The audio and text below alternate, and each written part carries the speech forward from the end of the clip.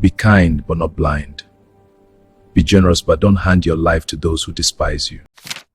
I will not sign until Mensah explains everything to me. If that causes conflict, then maybe the problem is not me. Anger after sustained provocation is not madness. It is humanity.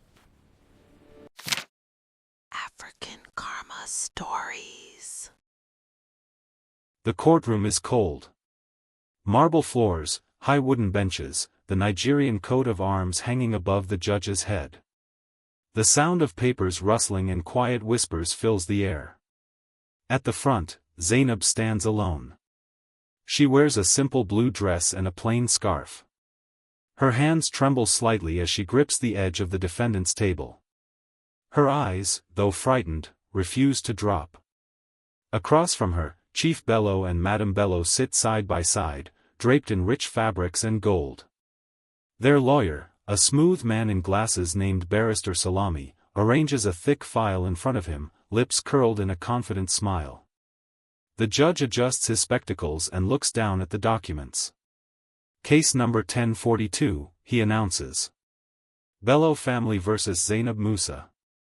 The plaintiffs seek to be granted control as trustees of the estate of the late Alhaji Musa, valued at approximately $200 million United States dollars, on the grounds that the defendant, he glances at Zainab, is mentally unfit to manage such an estate. Gasps ripple through the spectators section. Zainab's breath catches in her throat. Madam Bello dabs imaginary tears from her eyes with a lace handkerchief. Chief Bello lowers his head as if in deep sorrow. Barrister Salami rises. My lord, he begins smoothly, we will demonstrate that Mrs. Zainab Idris, formerly Zainab Musa, suffers from emotional instability, violent outbursts, and delusional thinking. We will show that if she is allowed to control this fortune, she will destroy not only herself but also the good name of her late father. He gestures toward Zainab without looking directly at her. In the interest of justice and the protection of this great estate, we ask that my clients, her in-laws, be appointed as legal guardians of the funds. The judge nods slowly. Very well, he says. We will see the evidence. He turns his gaze to Zainab. Madam, do you have representation? Zainab's voice is small but clear. Yes, my lord, she replies. My counsel is on his way. At that exact moment, the wooden doors at the back of the court swing open. A man in a dark, well-pressed suit walks in briskly, briefcase in hand. He is older, with intelligent eyes and a calm confidence. Lawyer Mensah. He bows quickly. My lord, apologies for my late arrival, he says. Traffic decided to test my faith this morning. But I am here, to defend the true wishes of the late Alhaji Musa. Chief Bello's jaw tightens. Madam Bello's handkerchief pauses mid-dab. The judge gestures for Mensah to take his place. Let us begin, he says. And just like that, the stage for betrayal and truth is set. A few months earlier, long before the wigs and gowns, the Bello family house pulsed with noise. In the bright, polished kitchen, Zainab stood over a pot of stew, stirring carefully. The rich smell of tomatoes, pepper, and onions filled the air. Her scarf was tied back, sleeves rolled up. From the doorway, Madam Bello watched with pursed lips. She sniffed. You are still cutting onions like village girl. When will you learn presentation? My son is not a mechanic. He is a banker. His food must look like bank account, not buka. Zainab forced a small smile. I'm trying, mummy, she said softly. Back home, it was just me and Baba. We didn't worry about shape of onions, only taste. Madam Bello rolled her eyes. And see where it brought you, she muttered. Living with a man in one room, teaching children for peanuts. If not for my son's soft heart, would a girl from that kind of background be in this house? Zainab swallowed the retort that rose to her lips. Idris entered, tie loosened, removing his shoes. Good evening, ladies, he greeted, kissing his mother's cheek and then Zainab's forehead. Something smells nice. It would smell nicer if your wife would stop using local oil, Madam said loudly. But what do I know? I am only your mother. Mummy, please, Idris sighed. Z is doing her best. Zainab smiled gratefully at him. Madam Bello folded her arms. Her best must improve, she replied. Especially now that her father is gone. People are watching. They are asking, what did she even bring into this marriage? If she cannot bring money, at least she should bring class. Zainab's stirring slowed. The words stung, but she bit them back. She did not want to start another argument. She had no idea that soon, the question of what she brought into this marriage would set the whole house on fire. Days later, after Baba Musa's burial, the atmosphere in the Bello home changed. Chief Bello sat in the living room, flipping through the newspaper, glasses low on his nose. Idris and Zainab sat opposite him on a smaller sofa. You know, Chief began casually, this is a difficult time for you, Zainab. Losing your only parent is not small thing. Yes, sir, she murmured, eyes dropping. Sometimes it still feels like he will call me to send him credit. Madam Bello joined them, smoothing her wrapper as she sat beside her husband. That is why we have decided, Chief continued, that you and Idris should stay here with us, permanently. Idris blinked. Permanently, he repeated. Yes, Madam said quickly. Your one-room apartment is too small now. And with Zainab grieving, she should not be alone. Here, we can watch over her. And your salary can go into investments, not rent. It sounded caring. On the surface. Zainab hesitated. Thank you, she said. But Baba left me his small house. We can manage there. Chief chuckled. Small house, he scoffed. I saw it. Roof leaking, walls cracking. Is that where you want to raise my grandchildren? He shook his head. No. It is settled. You will stay here. Sell that shack and put the money into savings. Madam leaned forward. And for now, she added sweetly, to relieve you of stress, give us your ATM card. We will help you manage expenses. You know grief can make someone overspend without thinking. Zainab frowned slightly. My salary is not much, she said. I can manage it. Madam Bello's smile thinned. Are you saying we are not trustworthy? She asked. After all we are doing for you?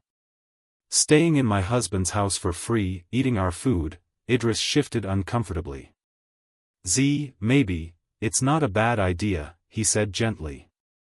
At least until things settle. Mummy is just trying to help. Zainab looked at him, then at his parents. Reluctantly, she reached into her bag and brought out her ATM card. Chief took it with a satisfied nod. You are our daughter, he said. We will not let you suffer. He slid the card into his wallet. At that moment, Zainab did not yet realize she had just handed over more than plastic. She had given them their first taste of control. And hungry people rarely stop after one bite. Before the mansion, before the courtrooms, before the suits and files, there was the workshop. The air smelled of engine oil and metal. Sunlight poured through gaps in the rusty roof, forming bright squares on the dusty floor. Baba Musa lay on his back under an old Peugeot, spanner clutched in his hand.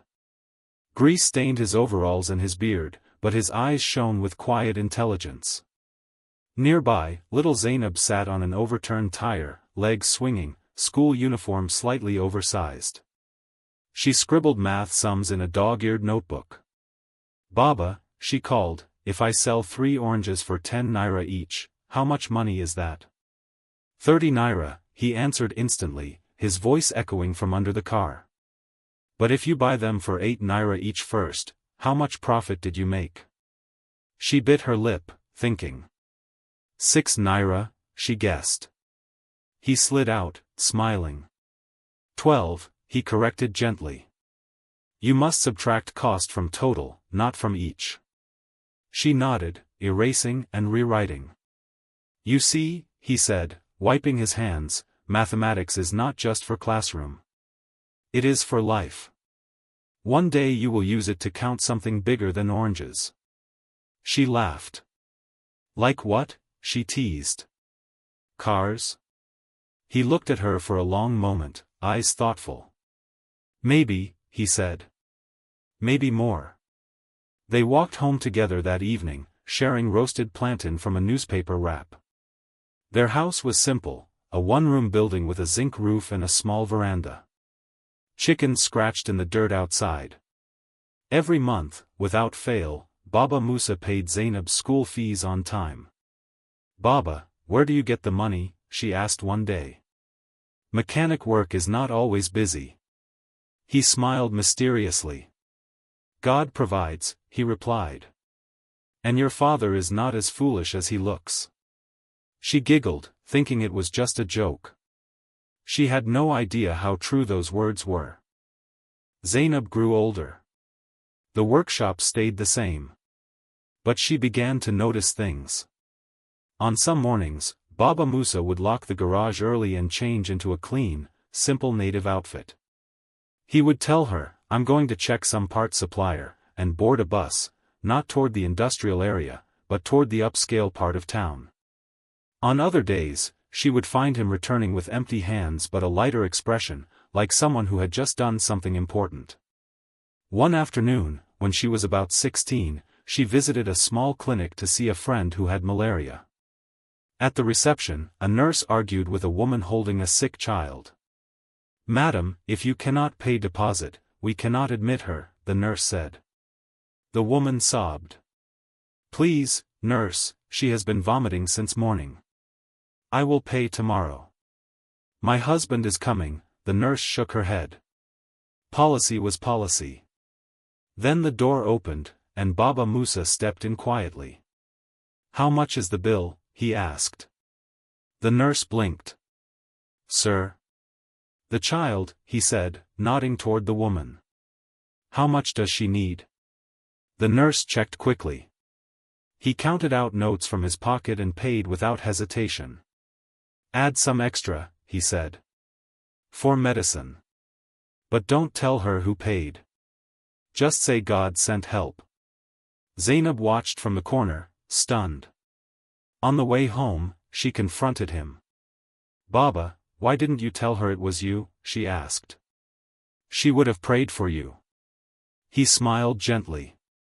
Does God need her to know? He replied. If we only do good so that people will clap, then our reward is their applause. But if we do it quietly, God himself will clap for us. That sound is worth more than any noise on earth. She shook her head, half amazed, half confused. But if you can give strangers money like that, she pressed, why do we still live in small house? Why don't you fix the roof? Why don't you buy new furniture? He looked up at the cracked ceiling of their humble home, then back at her. Because, he said softly, a strong roof over one house cannot stop rain from falling on everybody else. I would rather patch this roof slowly and patch other people's hearts quickly. To Zainab, he was just a mechanic with a generous heart. She didn't know he had other investments. She didn't know that those trips for parts sometimes led to boardrooms where he spoke softly but signed big deals. She only knew he never allowed hunger to sleep in their house, or in many other houses. Time, stubborn as ever, marched on. One evening, Zainab sat by her father's hospital bed. The once strong mechanic now looked small under the white sheets, his skin pale against the dull blue gown. Machines beeped quietly. The smell of antiseptic hung heavy. Baba, she whispered, you need anything? Water? Fruit? He smiled faintly. Only your face, he replied. I want to look at you properly before I go for this small journey. Don't talk like that, she protested, eyes filling. You will come home. The doctor said the medicine will try, he interrupted gently. But every medicine has limit. Only God's mercy has no limit. He reached under his pillow and pulled out a small envelope, slightly worn at the edges. Her name, Zainab, was written on it in his careful handwriting. "Take this," he said, placing it in her hand. "Don't open it yet. Keep it somewhere safe. When the right lawyer comes to you, you will know. Give it to him. Not to anyone else. Not even to your husband's family." She frowned, confused. "Lawyer?" she echoed. "Baba, we are not rich people. What lawyer will come to me?" He smiled knowingly. "You think you know everything about me," he teased weakly. "One day, you will understand why I always said real wealth is not noise." He coughed, grimacing.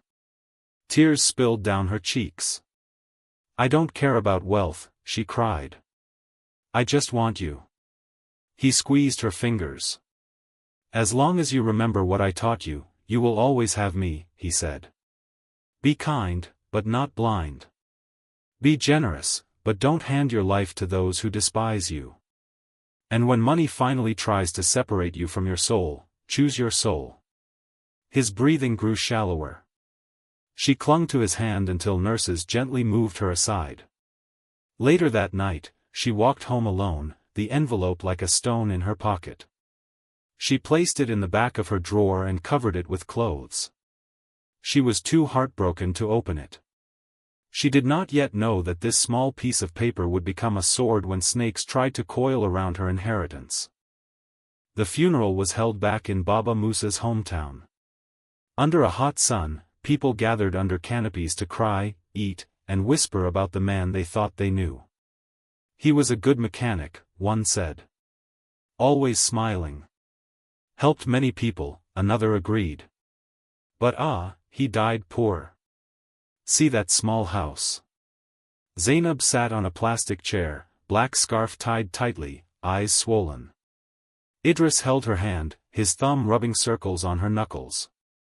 Chief and Madam Bello arrived in grand style, stepping out of a new SUV. People murmured, impressed by their clothes and carriage. "Those are her in-laws?" someone asked. "She married well, oh."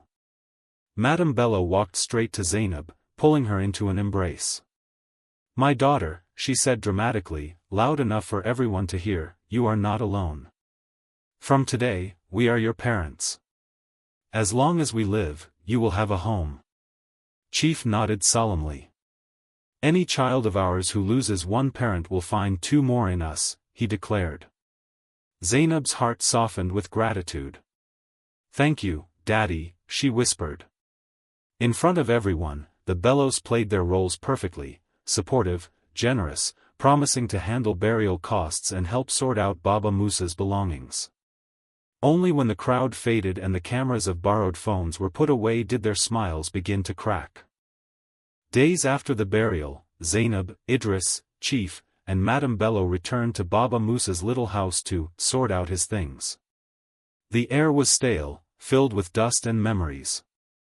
Zainab moved slowly, touching her father's tools, his old radio, the chair where he used to sit and tell her stories. Chief opened drawers, scanning quickly. He grumbled. This man didn't own much, did he? No land papers? No certificates? Madam Bello riffled through a small box of receipts. Just mechanic bills and small donation slips, she said, disappointed. Amount, 20,000 here, 30 there. All given away. Wasteful. Zainab bristled. Baba was not wasteful, she said quietly. He helped people. Madam ignored her. At the bottom of an old wardrobe, Chief found a worn leather briefcase. He opened it eagerly, only to find more papers, some contracts, old bank statements, and a few sealed envelopes stamped with banks' logos. Nothing exciting, he muttered, though his eyes lingered longer than his tone suggested.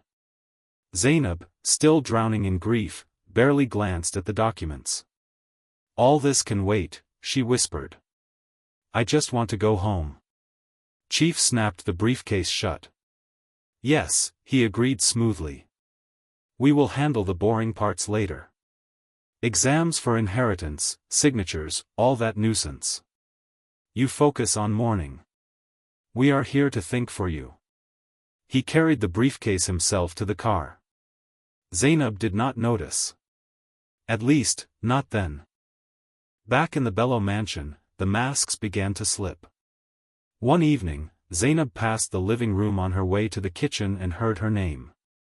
She paused. Inside, Chief sat with Idris, sipping whiskey. Madam lounged on the couch, scrolling her phone. She is still crying? Chief scoffed. 3 weeks after burial? As if she was the only one to lose parent. Idris sighed. Daddy, grief is personal, he said. Her father was all she had. Madam snorted. All she had, and all she brought, she added. No land, no shops, no cars, only grammar from classroom. At least if she were a nurse we could say she brings injections. They laughed. Idris frowned. She is my wife, he said quietly. Can we show small respect? Madam waved him off. Love is sweet, my son, she said. But love doesn't pay for generators or fuel. We just want the best for you. Imagine if you had married a doctor's daughter, or the child of one big man. Your life would be easier. Chief nodded. Exactly, he said. Now that Musa is gone, there is nothing tying you to that poor house. You must think of your future. Zainab stepped away, heart pounding. She knew they looked down on her. She just hadn't realized how deep the disrespect went. Soon, however, something would happen that would make them look at her very differently. Not as the girl who brought nothing, but as the key to a fortune they desperately wanted. It was a hot Tuesday afternoon when the doorbell rang. Zainab was in the kitchen washing plates. Idris was at work. Chief dozed in his chair. Madam watched a soap opera. The gate man answered, then ushered a stranger into the sitting room, a man in his late 50s with silver at his temples and a neat briefcase in his hand. Good afternoon, he greeted politely. My name is Lawyer Mensah. I am looking for Mrs. Zainab Idris, formerly known as Zainab Musa. Zainab emerged from the kitchen, wiping her hands. That's me, she said cautiously. How can I help you? Chief sat up straight. And who are you to her? He demanded. Mensah smiled faintly. I was legal advisor to her late father, he replied. Alhaji Musa. Madam's brows shot up. Legal advisor, she repeated. For a mechanic? Mensah inclined his head. Alhaji Musa was far more than a mechanic, he corrected gently. He was also a majority shareholder in 3 companies, silent partner in 2 others, and owner of several properties in Accra and abroad. The room seemed to freeze. Zainab's mouth fell open. I don't understand, she stammered. Baba lived like a poor man. Mensah nodded. By choice, he said. He believed wealth should be used quietly. But he prepared for your future. Before he died, he finalized a will. As his only child, you are the primary beneficiary of an estate currently valued at approximately $200 million. Silence. Even the ticking wall clock seemed to pause. Chief stared at Mensah as if he had spoken in another language. How much? He croaked finally. Mensah repeated the figure calmly. Madam gripped the edge of her chair, knuckles whitening. 200 million, she whispered. Zainab sank slowly onto the nearest seat, mind spinning. Baba, she breathed. All this time, Mensah opened his briefcase and pulled out a sealed envelope and a set of documents. This, he said, handing them to Zainab, is a copy of the will and a letter addressed to you. The original is in my office and has been lodged with the court, as the law requires. There are also account numbers and property lists. Please read them privately. When you are ready, contact me. We will begin the legal process to transfer assets into your name. He turned to Chief and Madam. With all due respect, he added, the estate belongs solely to her. Unless she decides otherwise, no one else has claim. Chief's jaw worked silently. Madam forced a smile that did not reach her eyes. Of course, she said sweetly. We only want what is best for our daughter. Mensah nodded, unconvinced. As did her father, he replied. That is why he chose to hide his wealth from most people. He took his leave. As the door closed behind him, the room exploded with a new emotion. Greed. The transformation was instant. Zainab, my dear, Madam Bello cried, practically leaping from her seat to hug her. Ah! Look at you, child of grace. Come, sit next to me. She dragged Zainab to the sofa and wrapped an arm around her shoulders. $200 million, she breathed in her ear. God has done it. Your father was wise. You see? I told Idris, there must be something special in you. Chief approached slowly, smile wide, hand extended. My daughter, he said warmly, forgive all my previous harshness. I did not know your father was such a great man. From today, consider me not just as your father-in-law, but as a second father. Any decision you want to make, you will not make alone. We will guide you. Zainab, still dazed, managed a shaky nod. Thank you, sir, she murmured. Madam clapped her hands. This calls for celebration, she declared. We must cook jollof, fry chicken, invite pastor to pray. Idris must hear this immediately. She rushed to call her son. In the corner, Zainab clutched the envelope to her chest. Her emotions tangled, grief for her father, shock at the inheritance, confusion over the Bellos' sudden affection. It felt good to be embraced. But somewhere deep inside, a small, quiet voice whispered, be careful.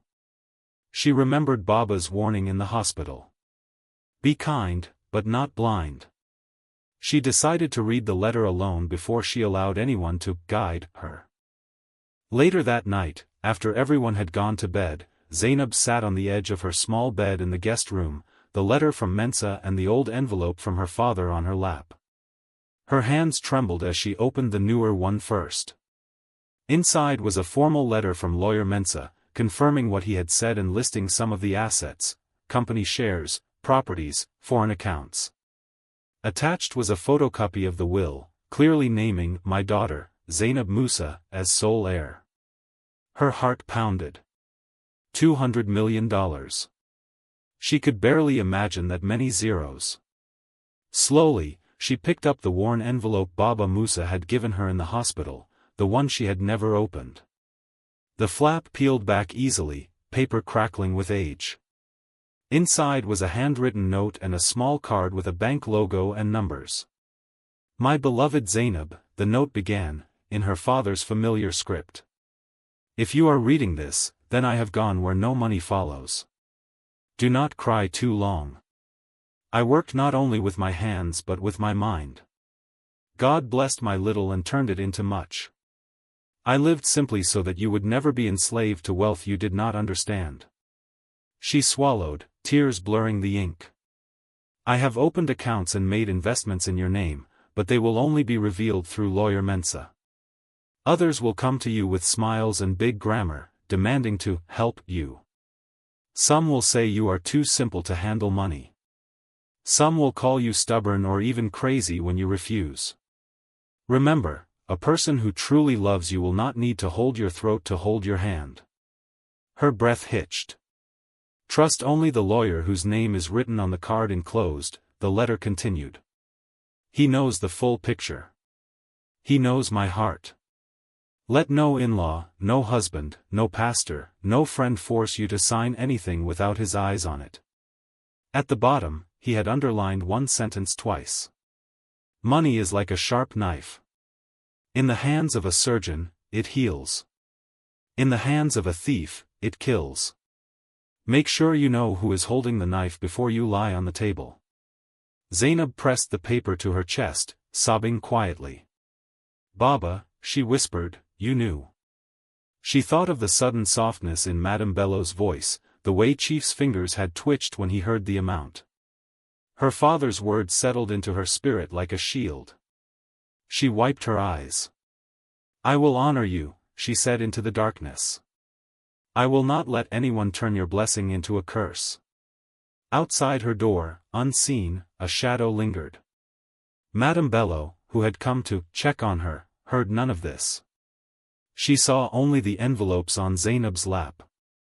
And her mind raced with new plans. In Chief Bello's study the next morning, the air was thick with cigar smoke and whispered schemes. Chief paced behind his large mahogany desk. Madam sat in an armchair, legs crossed, tapping her manicured nails on the armrest. Barrister Salami, their family lawyer, listened intently, pen ready. So you're telling me, Chief said, that if we do nothing, that girl will control $200 million by herself?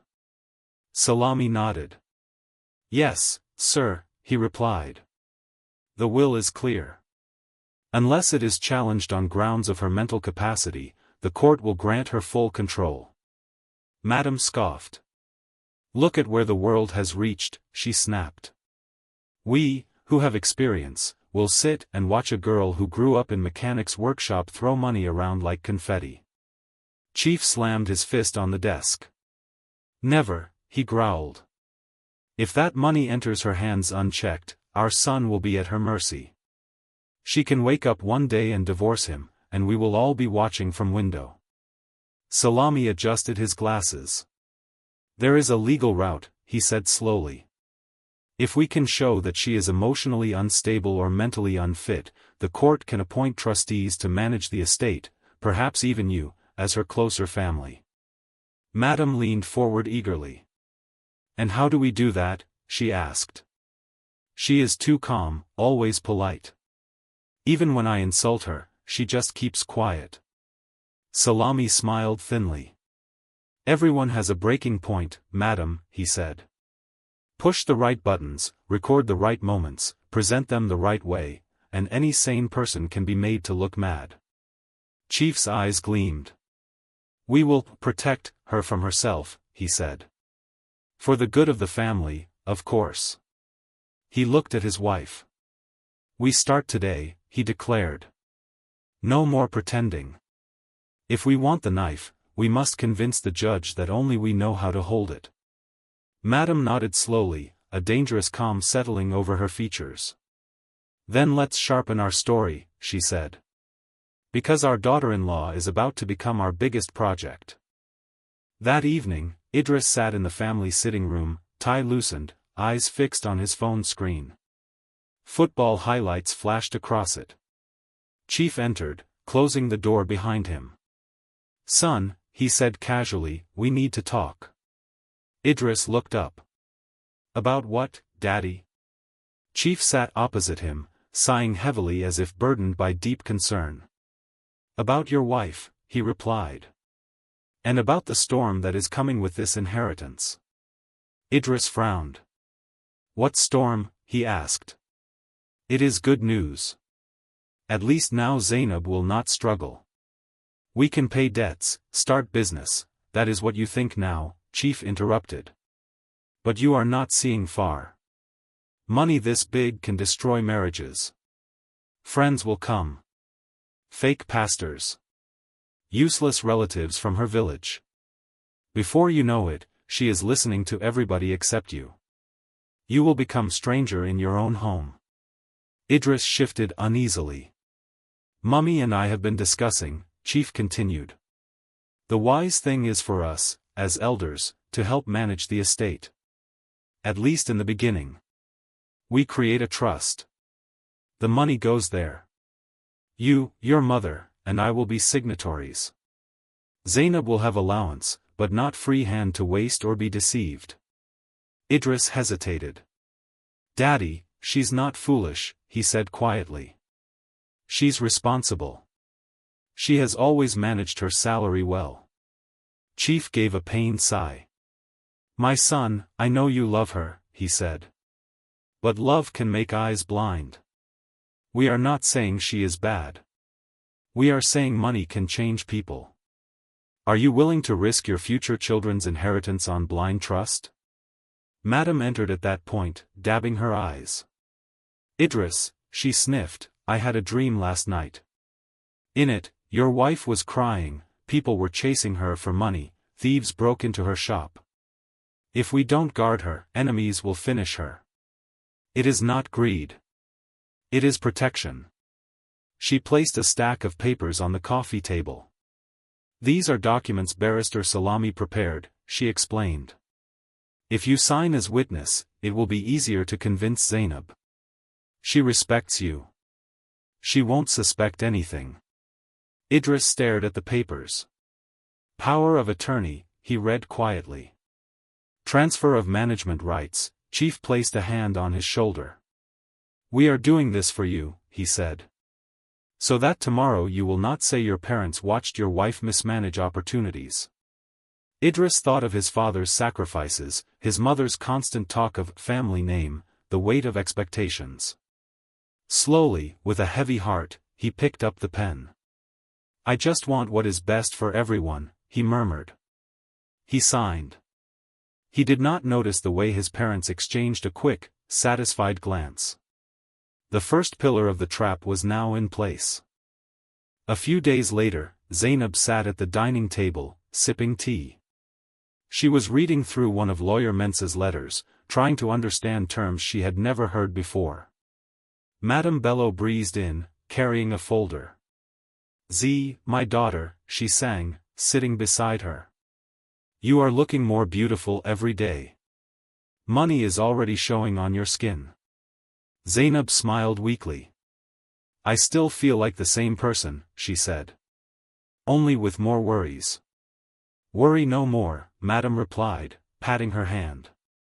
Your father left everything to you, yes. But God also left you with elders. We will carry the heavy load. Chief joined them, adjusting his kaftan. Here, he said, pulling documents from the folder. These are simple forms. We discussed with Idris. You sign, we register, then all stress will reduce. Zainab scanned the first page. Words like irrevocable, exclusive managerial rights, and trustees jumped at her. I don't understand, she admitted. This says the estate will be placed under a trust controlled by Bellos Sons Holdings. Chief smiled. That is just company name, he said. Family business. You are family now. It will still be your money. We will only move it around to grow it. Zainab's fingers tightened on the paper. I would feel better if Lawyer Mensah looked at these first, she said carefully. My father chose him. He knew about everything. I don't want to sign anything without his advice. Madam's face hardened. So you don't trust us, she demanded. After all we have done? We gave you house, food, comfort. Now small signature, you are shaking your head. It's not about trust, Zainab replied, trying to stay calm. It's about following Baba's guidance. He asked me to consult Mensah on all legal things. Chief's eyes flashed. That old man has already taken his fees, he snapped. Now he wants to control our family from outside? Over our dead bodies. Idris entered, sensing tension. What is happening? He asked. Your wife refuses to cooperate, Madam said dramatically.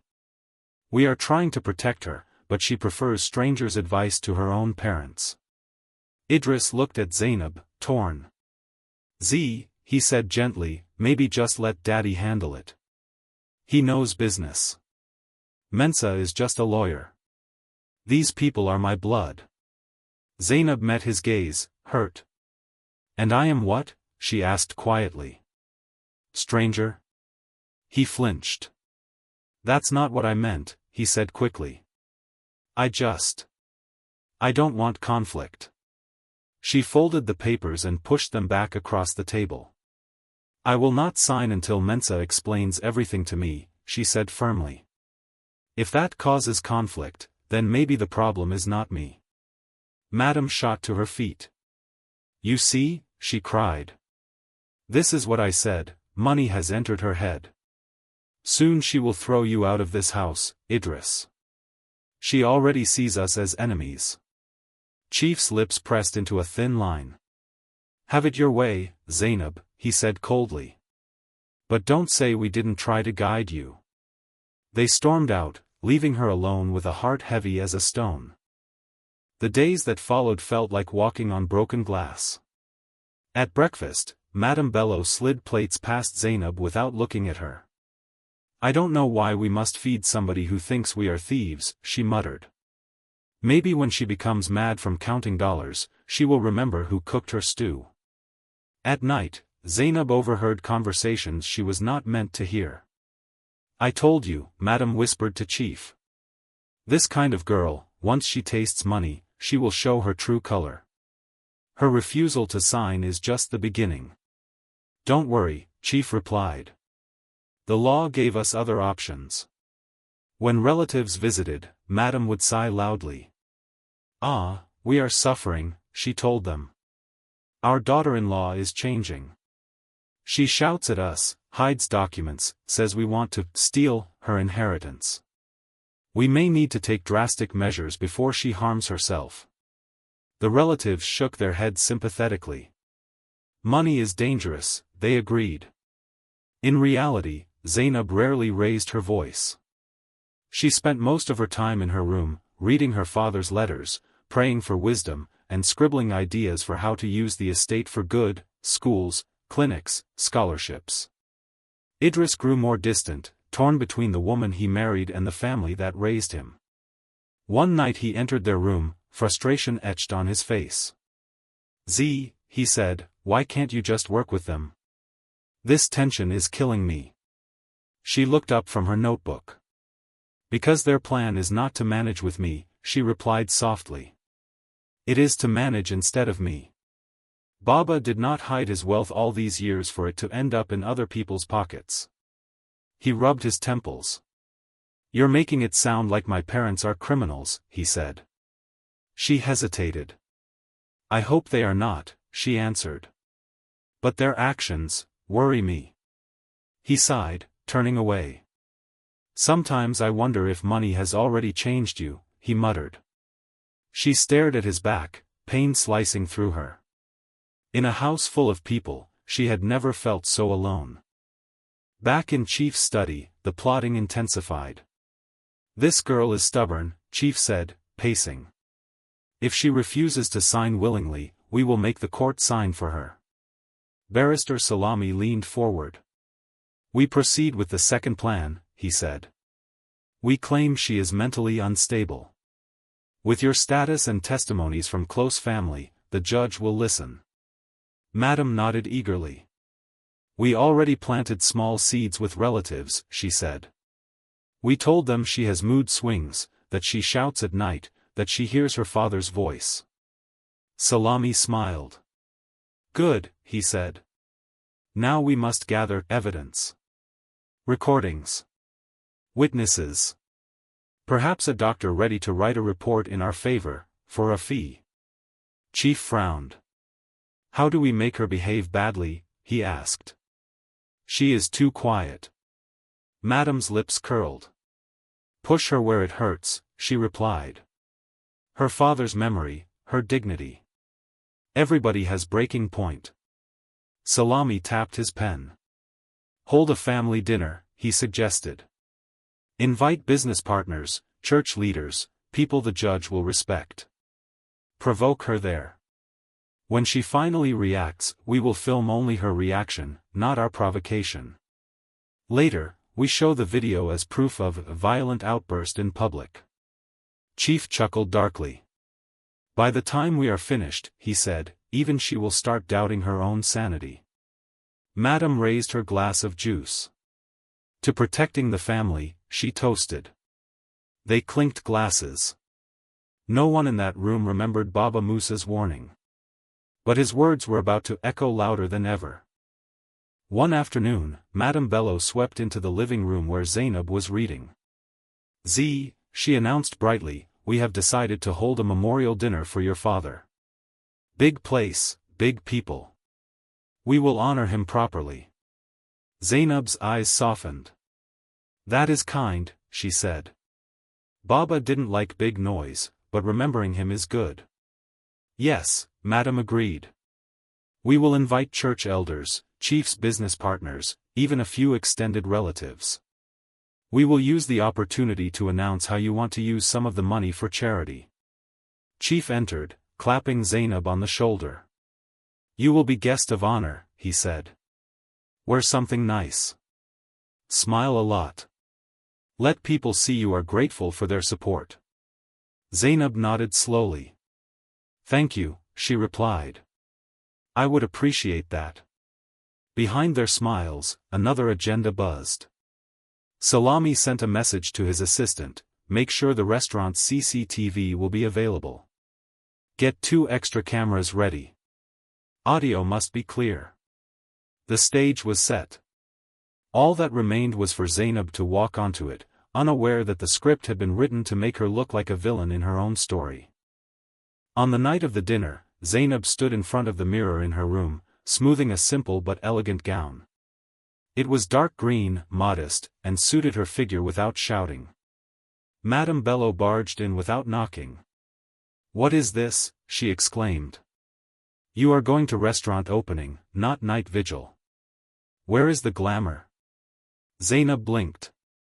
Mummy, I think it's fine, she said. I want to look respectful. Madam snatched a sequined red dress from the wardrobe. Wear this, she ordered. People must see you have moved from mechanic's daughter to big woman. Nobody will donate to your charity if you look like church usher. Zainab hesitated. It's too flashy for me, she murmured. Exactly, Madam snapped. That is why you need it. Don't embarrass us tonight. Reluctantly, Zainab changed. As Madam adjusted her hair aggressively, she began to talk, voice low, words sharp. You know, your father owed my husband big apology, she said.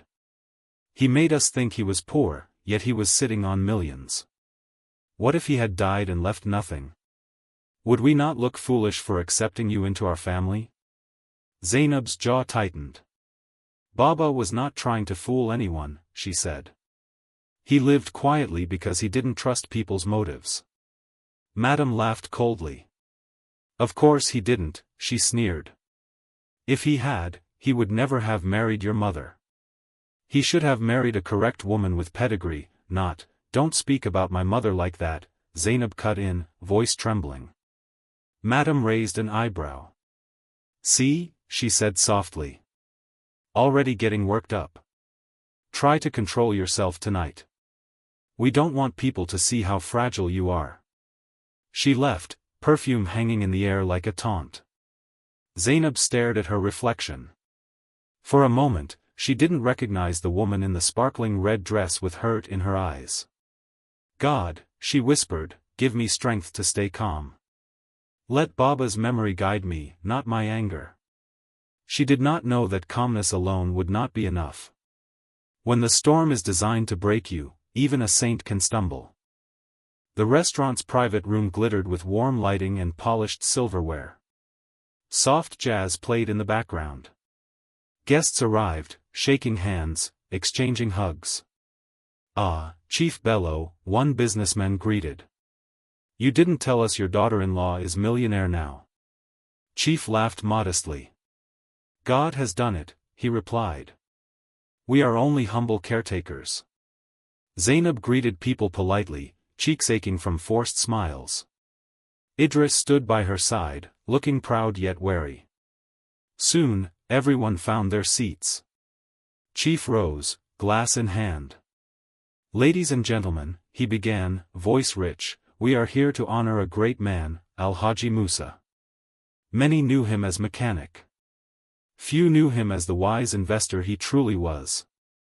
He hid his wealth like a pearl, but in his death, he has poured that pearl into the hands of his only child.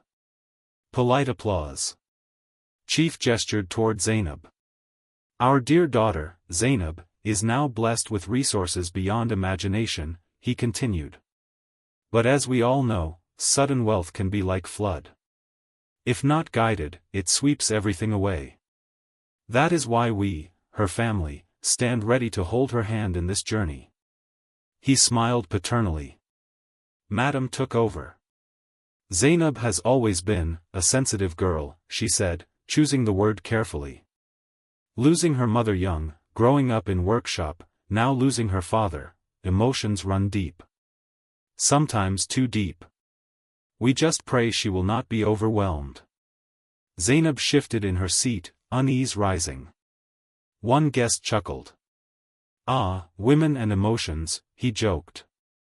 But with strong family like yours, she will be fine. Madam leaned forward. Tell them, Zainab, she urged sweetly. Tell them how you cried for 3 days because generator noise reminded you of your father's machines. My son didn't sleep that week. Some guests laughed politely. Zainab's cheeks burned. That's not exactly how it happened, she said quietly. Madam waved her hand. Small thing, she said. Anyway, our plan is simple. We will help her sign some documents so that professionals can handle the money. She is, after all, just a teacher. What does she know about millions? Another guest chimed in. Yes, she needs guidance, he agreed. My cousin inherited less and wasted it on online business. Laughter again. Zainab's heart pounded. Please, she said, louder now, can we not discuss my personal life like this? Baba would not like, Chief cut in, still smiling but eyes hard. Ah, you see, he told the audience. Already getting worked up. You people are witnesses. This is what we deal with at home. Mood swings. Sudden tears. He placed a hand on his chest. Sometimes we worry, he said dramatically, that grief has unsettled her mind. The room fell awkwardly silent. All eyes turned to Zainab. Her hands shook under the table. Daddy, that is enough, she said, voice trembling. I may cry. I may feel. But that does not make me crazy. Madam sighed loudly, like a martyr. You see, she told the guests. We cannot even mention her father without her attacking us. We fear one day she may harm herself. Or someone else. Zainab stood abruptly, chair scraping. I will not sit here while you paint me as mad in front of strangers, she said, voice ringing louder than she intended. A waiter, startled, dropped a fork. Some guests gasped. A few phones quietly began recording. Chief raised his hand soothingly. Calm down, my child, he said. You are proving my point. Zainab's chest heaved. You provoked me on purpose, she snapped. You know this is not about my health. It is about Baba's money. You want to control it, all of it, in the name of guidance. Madam clutched her heart. See how she talks to us, she cried. In public. My lord, we are finished. She began to sob noisily. A glass near Zainab's hand tipped over as her fingers shook, spilling water across the table. The clinking sound seemed louder than it was. Enough, she said through clenched teeth. Idris, I am going home. She turned and walked out, shoulders stiff, eyes blazing. Behind her, Chief whispered to Salami. Did we get it? Salami nodded, slipping his phone back into his pocket. Every second, he replied. The trap had sprung. The next day, while Zainab lay in bed with a pounding headache, the Bellos held another meeting with Barrister Salami. In the study, Salami connected his phone to a laptop. Clips from the dinner played on the screen, Zainab standing up abruptly, voice raised, water spilling, storming out. Her earlier calmness, their deliberate provocations, Madam's mocking words, all carefully edited out. In this version, Salami explained, she appears to overreact to harmless comments. Combined with testimonies about her being moody and hallucinating, the judge will see pattern. He showed them a draft psychiatric report. Dr. Adeyemi is flexible, Salami said. For the right fee, he confirms that she shows signs of emotional instability and possible paranoid delusions, believing everyone is against her over money. Madam nodded approvingly. This is good, she said. When people see big hospital letterhead, they don't argue. Chief leaned back, satisfied. With these, he said, tapping the papers, we file petition to court. We tell them we love her but fear for her well-being. They will praise us as noble. Idris sat in the corner, silent, face troubled. Dad, he ventured, are we going too far? Yes, last night was bad, but she is grieving. Anyone would be angry. Madam glared at him. Whose side are you on? She demanded. Your wife who insults us in public, or your parents who raised you? Idris looked down. I just don't want us to regret this, he muttered. Chief's voice turned cold. The only regret, he said, will be watching $200 million slip through our fingers into the hands of a woman who thinks she doesn't need us. He signaled to Salami. File the case, he ordered. We are ready. In another part of the house, Zainab knelt by her bed, unaware that her character was being cut and pasted into a lie. But God was also arranging his own evidence. One quiet afternoon, while cleaning the small drawer where she kept her Bible and notebooks, Zainab's hand brushed against something hard behind a stack of devotionals. She pulled it out. It was a thin, folded piece of paper, yellowed with age. Her name was written on it in Baba Musa's handwriting. Heart beating faster, she opened it carefully. Zainab, my light, the note began. If you have found this, it means I have gone ahead of you, and perhaps storms have risen around the blessings I left. She swallowed, eyes scanning quickly. I told you before, trust Lawyer Mensah. I repeat it now. But I also know there will be times when even he cannot reach you yet. In those moments, remember this, when people begin to call you crazy for protecting what is yours, check who is paying them. Often, the true mad ones are those who talk calmly while stealing. Her eyes widened. I have seen families claim their daughters are unstable just to snatch their husband's property. I have seen in-laws use doctors like pen. If such thing ever happens around you, do not fear.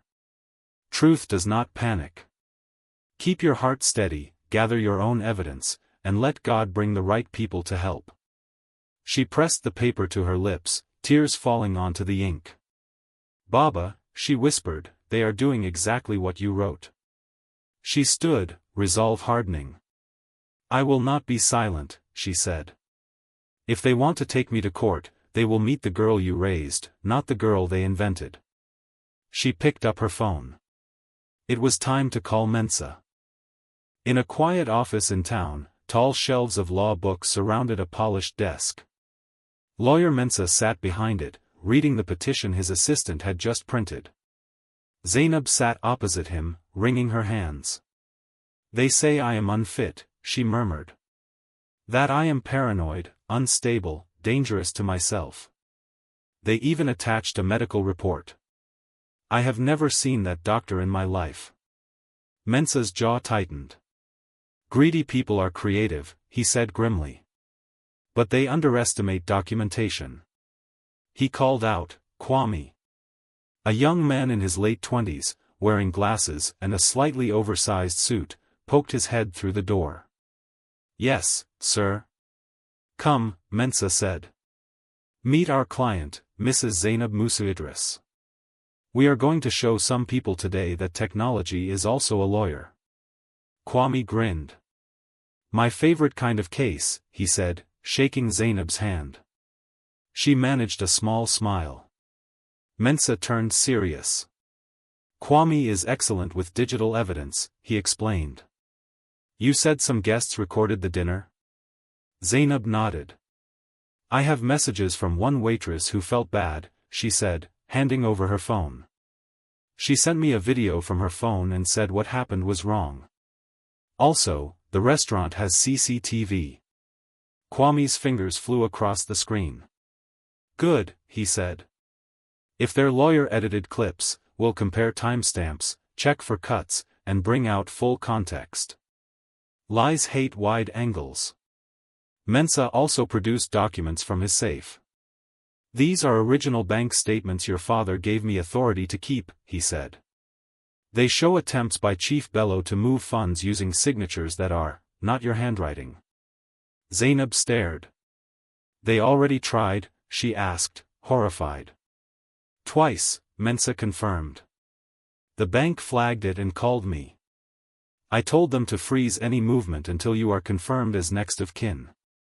Kwame looked up from the laptop. I've got the restaurant manager on the line, he said. He says CCTV hard drive is intact and he is ready to testify. He remembers how Chief kept provoking you. Mensah nodded, satisfied.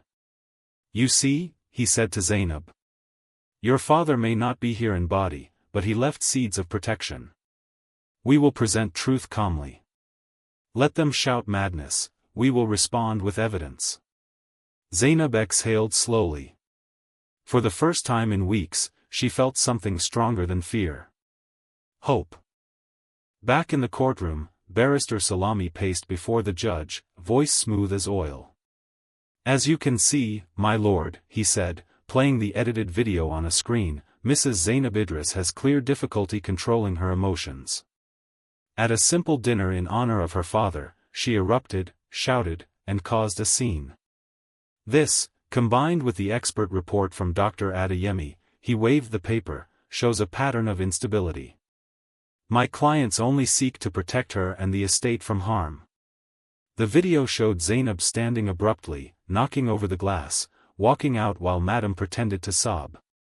No insults, no provocations, no laughter at her teaching salary. Just chaos. The judge regarded Zainab thoughtfully. Do you care to respond? He asked. Lawyer Mensah stood calmly. With your permission, my lord, he said, we would like to play our own version of that same night. Salami frowned. Mensah connected his laptop. The screen lit up with wide-angle CCTV footage from the restaurant. This time, the audio began earlier. They heard Chief's speech, Madam's mocking remarks about Zainab's background, their laughter at her teaching job. They heard Zainab's polite attempts to change the topic, Madam pushing further, bringing up personal issues, calling her fragile. They saw Chief lean toward Salami and whisper, "Are you recording?" while smirking. Finally, they witnessed the breaking point, the moment Zainab stood, voice shaking, after minutes of humiliation. When the video ended, the courtroom was silent. Mensah turned to the judge. My lord, he said calmly, everybody breaks when pushed long enough. Anger after sustained provocation is not madness. It is humanity. He held up the psychiatric report. As for this document, he continued, we have here testimony from hospital administration that Dr. Adeyemi has never examined Mrs. Zainab. They confirm his signature has been sold before for other fraudulent cases. We have also filed a petition against him, which I can tender. He laid additional bank documents on the table. Finally, he said, we submit evidence from First Continental Bank showing that shortly after Alhaji Musa's death, someone attempted to transfer funds from his accounts using forged authorization letters, naming Chief Bello and his wife as beneficiaries. Those attempts were blocked after the bank contacted me, as executor of the will. The handwriting on these forged documents, he placed them side by side, matches samples we obtained from Barrister Salami's previous filings. A murmur rippled through the courtroom. Salami's face drained of color. Mensah faced the judge squarely. My lord, the late Alhaji Musa was not a fool, he said. He lived quietly, but he planned loudly. He left his entire estate to one person, his daughter. Everything these plaintiffs have done since he died, taking her ATM card, pressuring her to sign away rights, staging confrontations, forging documents, has been a systematic attempt to steal that inheritance. And when she refused to hand them the knife, they tried to convince the court that she is the one who should not be trusted with it. He stepped back. We ask that this court honor Alhaji Musa's clear wishes and protect his daughter, he concluded. Not only from strangers, but from wolves wearing family names. The judge's gaze moved from the forged papers to Chief Bello, to Madam, to Zainab. The room held its breath. The judge removed his glasses slowly, folding them. This court, he began, voice steady, has heard much today. We have seen two versions of the same night. We have read conflicting documents. But the law does not bow to noise. It bows to truth. He looked at Zainab. Mrs. Zainab Idris, he said, no one disputes that you have suffered recent bereavement and severe pressure. Yet apart from the manipulated footage, there is no credible medical evidence that you are mentally unfit. In fact, your decision to seek independent legal counsel, and your refusal to sign unclear documents under emotional blackmail, show wisdom, not madness. Zainab's eyes filled with tears. Chief and Madam Bello, the judge continued, turning toward them, you claim to act out of love. Yet love does not forge signatures. Love does not hire corrupt doctors. Love does not conspire to strip a young widow of her father's legacy. He banged the gavel lightly. This court hereby dismisses your petition, he declared. The estate of the late Alhaji Musa is confirmed in full to his daughter, Mrs. Zainab Idris, as per the valid and uncontested will lodged with this court. He paused. Furthermore, given the evidence of attempted fraud, I order that the case files be forwarded to the appropriate authorities for investigation. Chief Bello, Madam Bello, and Barrister Salami may face criminal charges if those agencies deem it appropriate. Gasps broke out.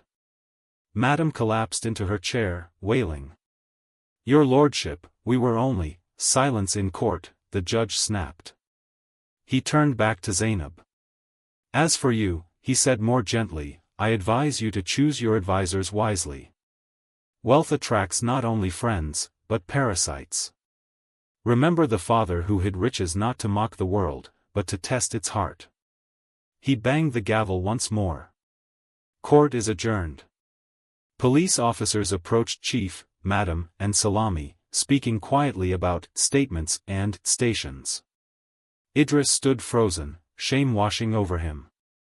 After a moment, he walked toward Zainab, eyes red. Z, he whispered, I am so sorry. I let fear and my parents' voices drown yours. I should have believed you. She looked at him, grief and disappointment swirling. I needed a husband, she said softly, not another judge. He lowered his head. Please, he begged, give me chance to make it right. She hesitated. I don't know yet, she replied honestly. But I know this, my father didn't leave me this inheritance so I could stay in a house where I am treated like enemy. She stepped away to sign final documents with Mensah. Behind her, the Bells' empire of control began to crumble. Months later, the scene is very different. A new, modest building stands in a busy neighborhood, a two-story structure with bright blue paint and a simple sign, Musa Foundation Academy. Children in clean uniforms stream through the gate, laughing. Mothers stand outside, chatting gratefully about scholarships that allowed their kids to attend. Inside, Zainab walks down a corridor lined with colorful artwork. She stops to greet a teacher, adjusts a student's collar, smiles at a little girl clutching a new book. In the courtyard, a plaque reads, in loving memory of Alhaji Musa, mechanic, investor, father. He believed real wealth is measured in minds educated and lives healed. Next door, construction workers hammer at another project, a small clinic that will offer affordable care to low-income families.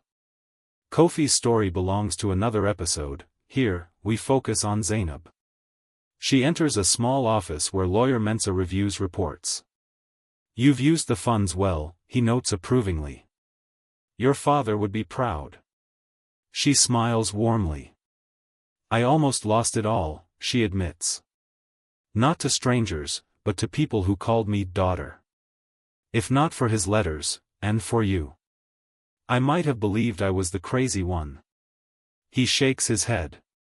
Greed always calls sanity madness when sanity won't cooperate, he says. Later, Zainab visits a simple grave marked with her father's name. She lays fresh flowers and kneels. Baba, she whispers, I kept the knife in the right hands. I hope you're smiling wherever you are.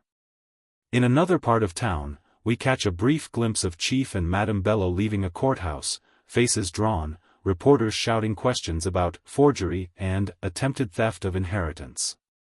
They hurry into an old car, avoiding cameras. Back at the academy, a banner hangs across the entrance, first graduating class, sponsored by Musa Foundation. Students march proudly, parents clap, neighbors watch with admiration. The narrator's voice returns, steady and reflective. Zainab thought her father was a poor mechanic. The world thought so too. But while others chased titles, he chased impact. He drove an old car, yet signed deals in secret. He hid millions not because he feared poverty, but because he feared what greed would do to the hearts around his daughter. When he died, the narrator continues, the mask fell off many faces.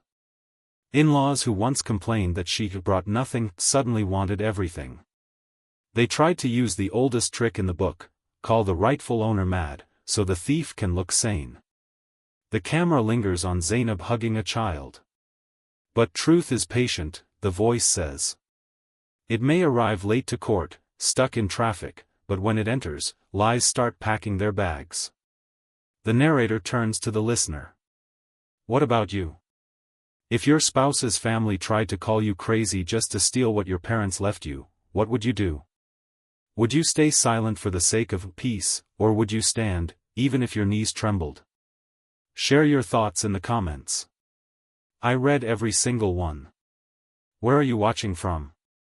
Lagos, Accra, Abuja, Nairobi, London, Toronto, New York, Johannesburg. Type your city below so we can see how far this story has traveled. And if stories like this touched your heart, stories that remind us that not all poor fathers are truly poor, that some in-laws are wolves in silk, and that wisdom sometimes says no even when everyone is shouting yes, hit subscribe, turn on notifications, and share this video with someone who needs courage to protect what is theirs. Final montage, Zainab walking through the academy at sunset, lights glowing in classrooms. Girls raising their hands excitedly. A simple shot of Baba Musa's old workshop sign, now repainted and hanging above the school gate as a symbol of humble beginnings. The narrator ends, never despise small rooms or greasy hands. Inside them, God may be shaping a fortune, not just of money, but of character. And remember, if the world ever calls you mad for guarding your blessings, check whose pockets they are trying to fill. Fade out on Zainab standing on the balcony of the academy, breeze lifting her scarf, eyes peaceful.